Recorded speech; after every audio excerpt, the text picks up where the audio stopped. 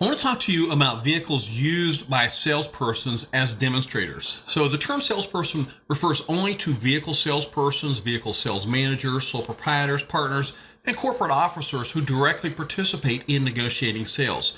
The following discussion assumes that you purchased the vehicle without paying tax. For example, purchasing the vehicle for resale by issuing a California resale certificate.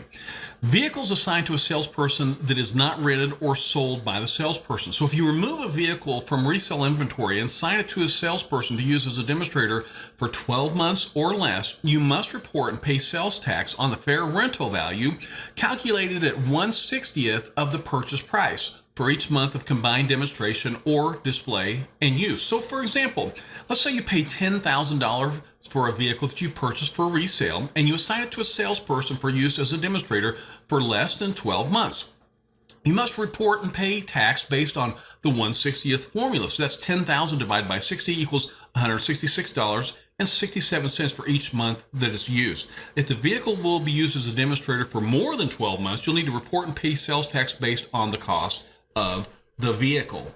Also, when you have vehicles assigned to people that are not employees at the dealership, so if you assign a vehicle to a person other than an employee or officer of the dealership, maybe a relative or a business associate, tax is due based on the dealer's purchase price of the vehicle. The vehicle is not presumed to be held for resale or lease in that scenario. However, if such loans are for very short periods of time, interspersed with frequent demonstration or display while holding the vehicle for sale in a regular course of business, the tax liability may be based on that fair rental value that we just discussed. When you assign it to a person other than a customer waiting for delivery of a vehicle or return of a repaired vehicle, when the loan of the vehicle is loaned for a period of 30 days or less to a person other than a customer waiting for delivery of the vehicle or return of a repaired vehicle, tax is due on the fair rental value. A loan for a period of 30 days or less will be considered incidental use. So if the loan period exceeds 30 days or the vehicle is not frequently demonstrated during the loan period, tax is due on the purchase price of the vehicles. Donated vehicles. Use tax does not apply if you remove a vehicle from your resale inventory and donate it to a qualified organization that must be located in the state of California. To qualify, the organization must be an institution qualified under the Internal Revenue Code. Qualified organizations include, but are not limited to, certain religious and charitable organizations, as well as certain organizations operated for educational purposes. If you have questions regarding whether an organization is qualified, please contact the CDTFA customer service line at 1-800-400-7115. I also want to talk to you about special taxing jurisdictions. The total tax and use tax rate is a combination of several rates and may or may not include a rate for special tax districts. Special tax districts have been approved by voters in various parts of the state to fund mass transit projects and other public services.